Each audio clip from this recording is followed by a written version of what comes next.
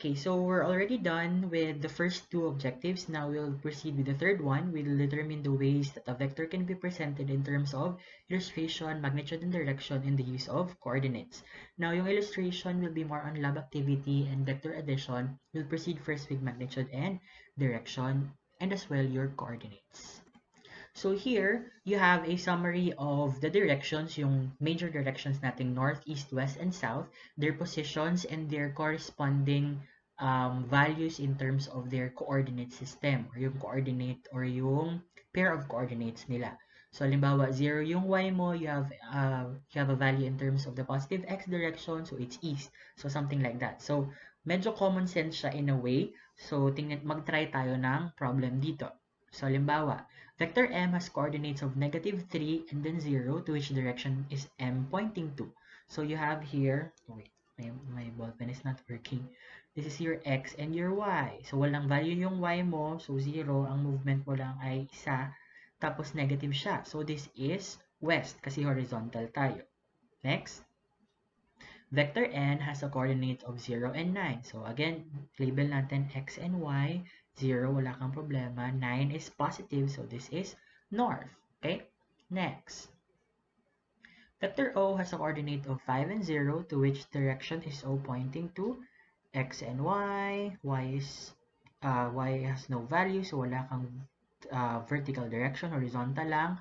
5 is east, so going to the right. Okay, positive. Next, vector P has a coordinate of 0 and -6.75, to which direction is P pointing to?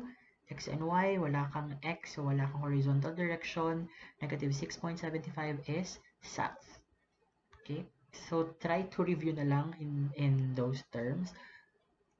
So here, we'll try to rewrite vectors in terms of magnitude with direction to coordinates. So what if you're given a simple vector na may magnitude and direction lang, tas gusto mo siyang kunin yung coordinates niya or kung saan siya galing in terms of x and y. So there are 3 steps.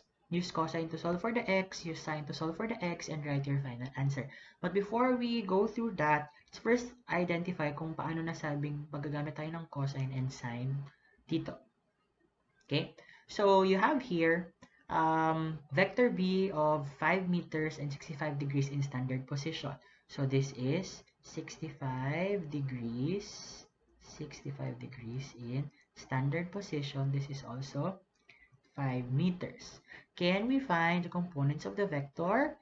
How? Okay, so of course you can find the components of a vector, as we all know, it's also in your reading material. So we'll try to use this part na lang for our problem solving.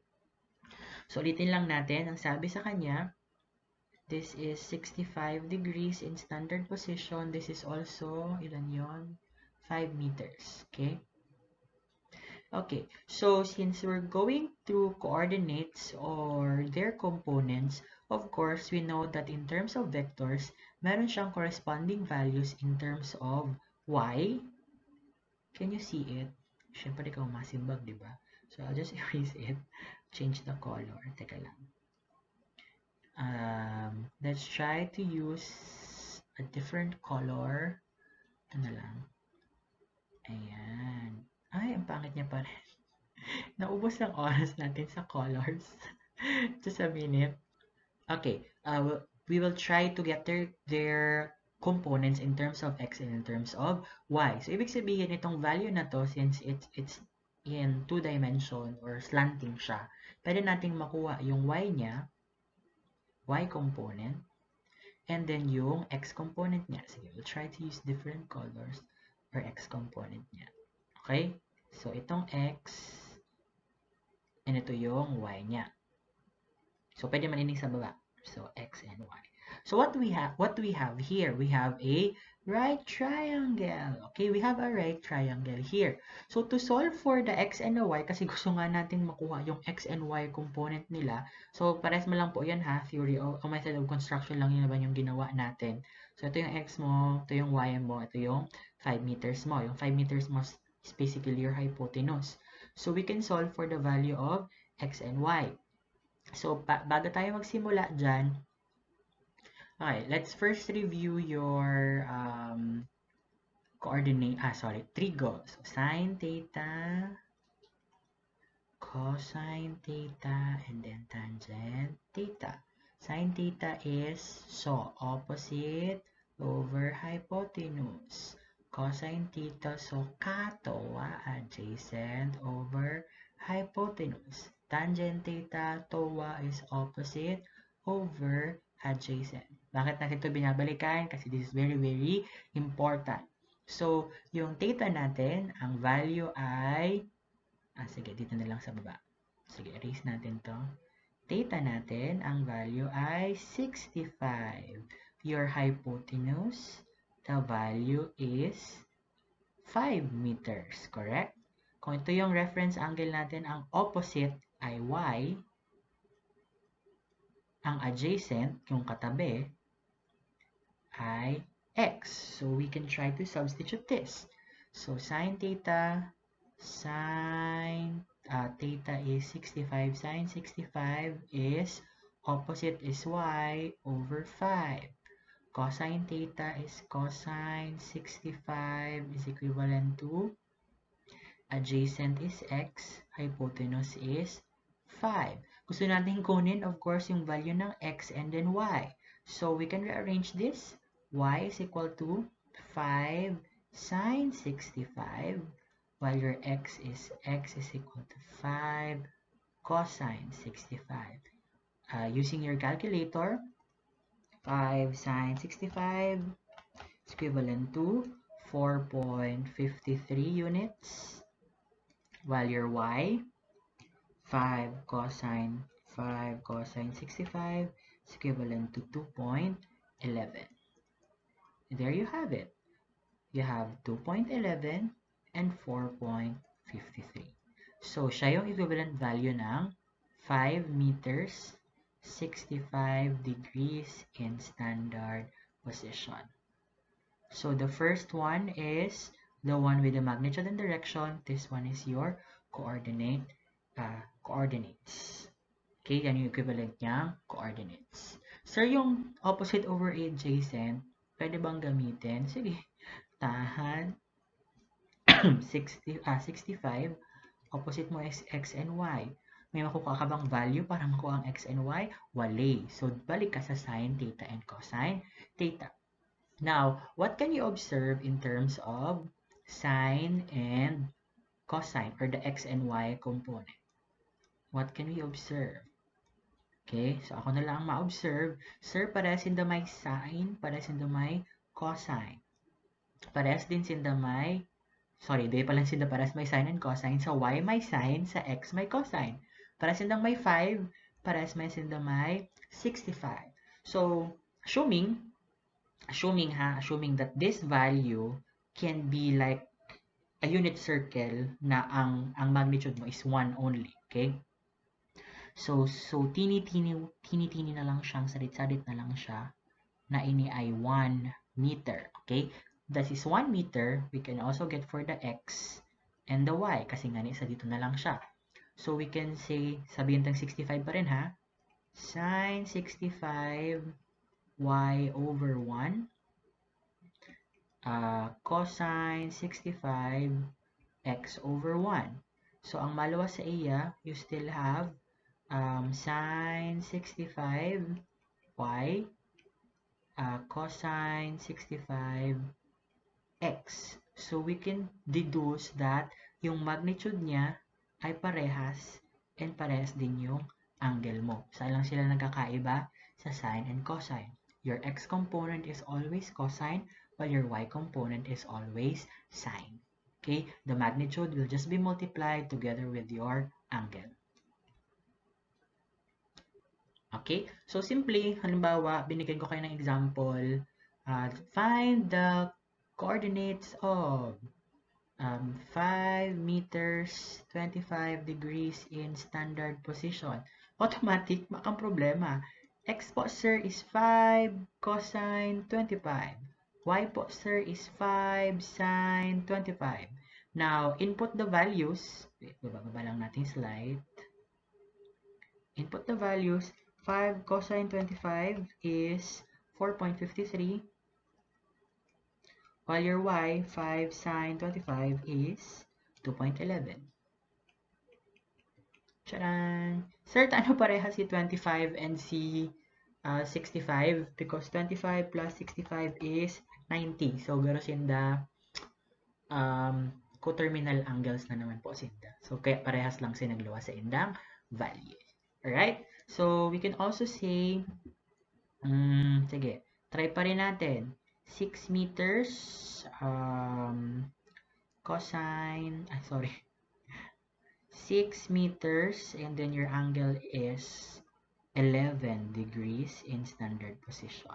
So, x ko, sir, automatic 6 cosine 11. Y, 6 sine 11. So, 6 cosine 11, input tayo is 5.89. 2 decimal places lang naman ginagamit natin. 6 sine 11. 6 sine 11 is 1.14. 1.14. Okay? So, ito yung value natin sa magnitude and direction. Ito yung coordinate system niya. So, I hope that's clear in terms of finding yung components niya or yung equivalent niya in terms of coordinates o yung coordinate system niya. Okay? So, yan yung first natin na gagawin. Paano naman, sir, kung coordinates to magnitude and direction? So, that's a different way. Sige, let's proceed with that one. Ito pa pala. Meron tayong isang example. Find the components of vector C, 5 meters, 40 degrees north of west. So, let's first try to draw it. Okay? North of west. So, from west siya. From dito siya going to north. So, nandito yung sorry po, di straight. Di mo kaya ako straight. This is 5 meters, 40 degrees north of west. So, try natin na isolve siya without placing it into the standard position. Remember, this is quadrant 1, quadrant 2, quadrant 3, and quadrant 4. We know that this is both positive, negative, positive, negative, negative, positive, negative. So, in terms of x's and y's. So, dito, try muna natin, di ba? Alam natin that we can just say that this is 5 cosine 40, 5 sine 40. We're getting the components. So, 5 cosine 40 is 3.83, while 5 sine 40 is 3.21. Okay, so the answer that we have here is 3.83 and then 3.21. May mali ba sa answer natin? Yes, may mali sa answer natin kasi babalikan natin kung nasaan siyang quadrant. Yung quadrant natin ay nasa second quadrant. The x should be negative and then the y should be positive. Yung x ba natin ay negative? No po, kasi ang ginamit natin ay yung with bearing. So, the rule of thumb in terms of finding the component is always change it first to its standard position. So, standard position from the east. So, palaging ganyan yung gagawin natin. So, from the east, you have 40. So, 180 minus 40 is 140. So, ang magiging final answer natin is 5 cosine 140 kasi in standard position na po siya. In standard position. Ang angle. Then 5 sine 140. 5 cosine 140 will give you negative 3.83 and then 3.21.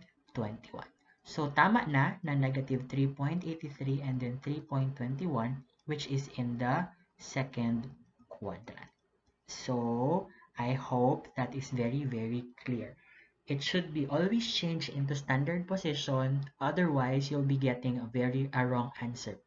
In some cases, some students would just use yung naka-bearing and just go to the direction kung nasaan siya. Halimbawa, aram niya man kaya nasa second quadrant, so tig-negative niya na lang or positive. Pero if nahihirapan ka sa part na yon, you do it the other way around. So, standard position muna and then same thing. Okay pa? So, yan yung sinasabi natin na finding the components. Always change it first into standard position. Kasi itong mga unang problem natin, naka-standard position siya.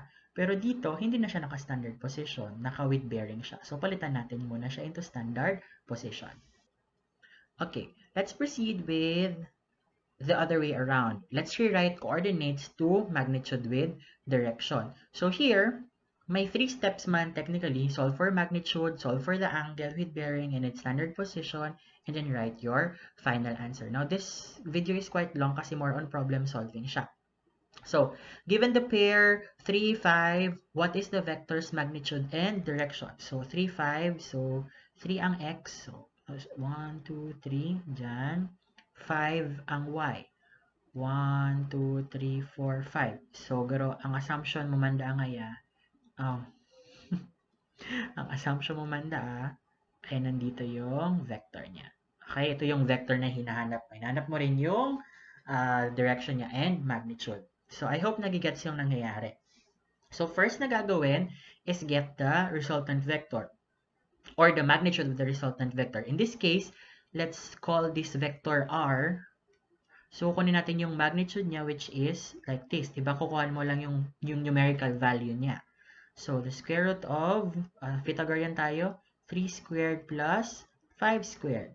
So, your magnitude of square root of 3 squared plus 5 squared, 3 squared plus 5 squared is equivalent to square root of 34, or we'll use 2 decimal places, 5.83.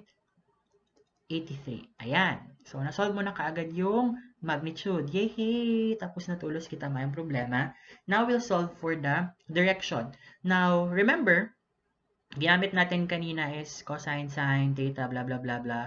Gumamit tayo ng cosine and sine theta to solve for the legs, right? We're able to use cosine and sine theta to solve for the legs or yung x and y na component niya. Yung tangent theta naman, di ba, y over x kasi siya. Kasi nga po, siya yung ginagamit natin kasi hindi natin alam yung value ng hypotenuse natin. So, ito yung ginagamit naman natin to solve for the hypotenuse or the angle in terms of the hypotenuse. So, gamitin natin is tan theta y over x. However, we're going to look for the direction only, or we're only after for theta. So, multiply both sides by tan inverse or arctan. This is just trigo. Para mawala yung tangent, ang matira ay theta, which is tan inverse of y over x. Ayan. So, mas madali na mag-solve, di ba? So, next, ibahin na natin yung color para mas madali. Theta is equal to the tan inverse of, ano yung y natin? 5 over 3. So, the angle, the tan inverse of 5 over 3 is equivalent to 59.036 or 59.04 degrees. Since it's 59.04, nandito siya sa north of east. Okay? In standard position naman, it's also 59.04 in standard position. So your final answer is 5.83. Walang units ha, kasi hindi naman natin nilagyan. 59.04 north of east or in standard position. So that's your final answer. So that's how you convert coordinates to the magnitude and direction. Diba? Napakadali. Just remember yung tan inverse natin, it's always in the direction of yung x and y, yung x-axis natin. Let's try another problem. So here, given the pair of coordinates, negative 2 and 3, what is the vector's magnitude and direction?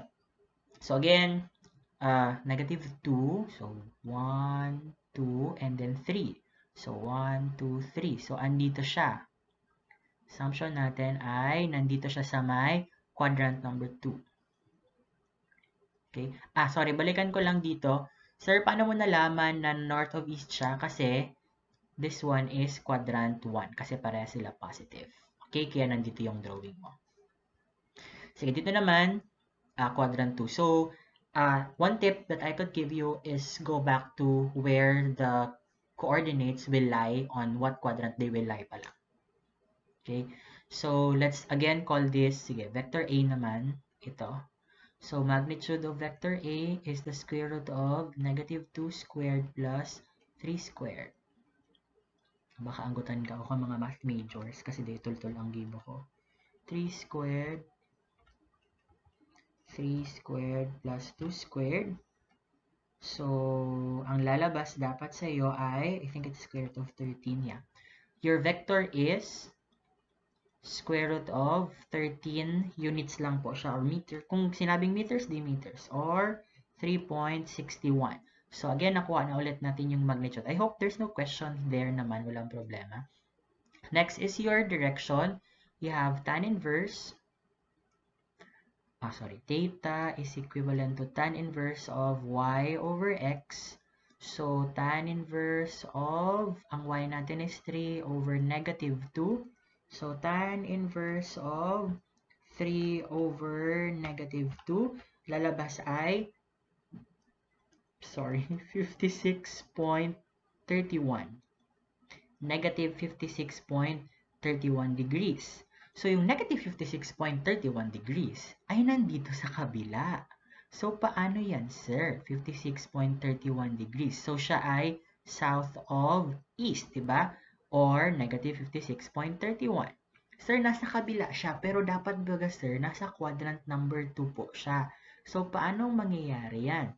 So, dito po, ang nangyayari, we have to reconcile the quadrant number 2 and the angle that we got, which is 56.31. So, mangyayari, we'll be doing vertical angles. So, kung nandito yung angle mo, babaliktaron ta siya or vertical angle siya sa kabila. So, if this is negative 56.31, this becomes 56.31. Opposite ng south ay north, opposite ng east ay west. So, this is north of west. So, your angle with bearing becomes now 56.31 north of west. In standard position, your angle is 56.31 minus 180 is 123.69 degrees in standard position. Your final answer now, becomes 3.61 units. The direction is 56.31 north of west, or 123.69 degrees in standard position. Okay? So, again, dito, ni-reconcile natin. So, halimbawa, pag nandito naman yung angle mo, tapos nasa quadrant 1 pa lang siya. So, i-reconcile mo ulit siya. This only happens if the position of the coordinates is not the same with what you got in the angle. Pero pag nagsakto na yung angle mo na nasa same na quadrant siya, wala kang problema. Okay? So, I hope your teacher will also give more problems with regard to this one kasi medyo madali yung video. Although, you can just repeat this para mas madali. Dito po sa part na to, sir, yung negative 56.31, pwede pa akong maglagay ng south of east dito as long as wala na yung negative. Pero pag nandiyan yung negative, it's understood na south of east siya. Okay? Thank you!